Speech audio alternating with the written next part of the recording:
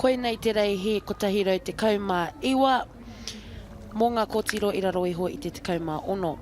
Heat te kaumā rua i te kaumā rua.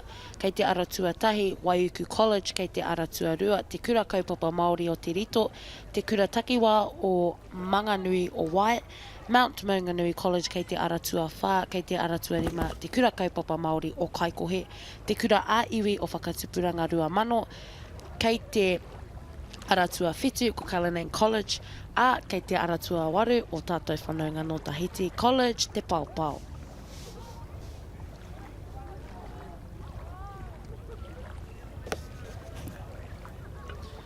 Kua rewa te haki whiro i te wānei. Can see all of the teams approaching that start line, getting ready for that green flag. Kua rewa te haki kākāriki. Out in the front, te ara tuarima. Ko te kura kaupapa Māori o Kaikohe with a good start, kissing that start line before the green flag.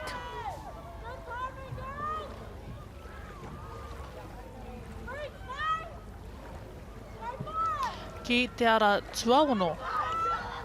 Ko te kura ā-iwi o Whakatupuranga Rua Mano in lead at the moment, following closely behind by te ara tuarima, te kura kaupapa Māori o Kaikohe.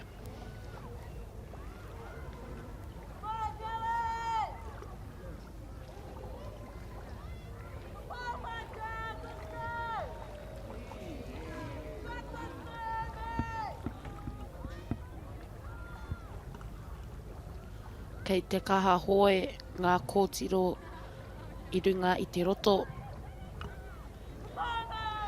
Whakatata ana ngā rōpū ki ngā haki huri, ki ngā haki, e whakarite ana rātou mō ngā hurihanga i tēnei wā. E tae ana te kite, te ara tuatahi going into their turn, Waiuku College.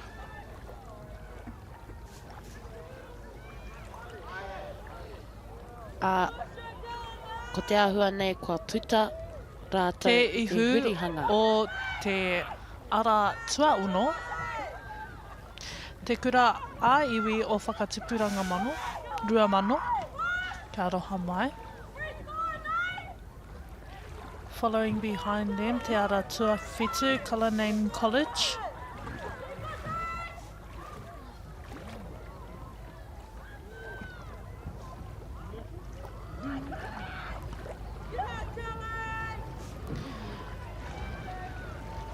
Te ara tuaono with a nice lead. Te kura ā-iwi o Whakatupuranga Rua Mano. Following closely, following behind is lane 7, sorry, Cullinan College, and lane 5, te kura kaupapa Māori o Kaikohe.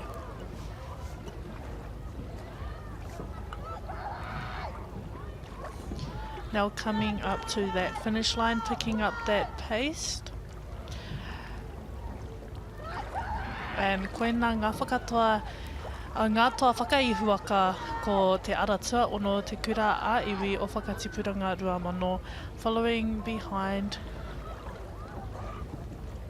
ko te ara tuarima, ko te kura kaupapa Māori o Kaikohe, rātou ko te ara tuawhitu, Cullinan College.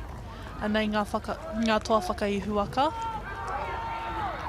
Ko te ara tua ono tērā, te kura ā-iwi o Whakatupuranga Rua Mano, anei te whakahoki ngā whakaaturanga.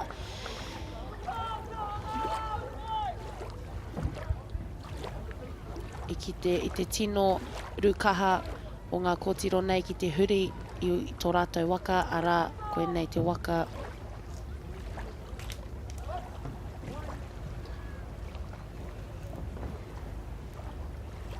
Ara tuaono, te kura ā-iwi o Whakatupuranga Rua Mano, following behind is te ara tuarima, ko te kura kaupapa Māori o Kaikohe. Anei ngā whakaputanga ko In first place, ko te kura a iwi o whakatupuranga rua mano.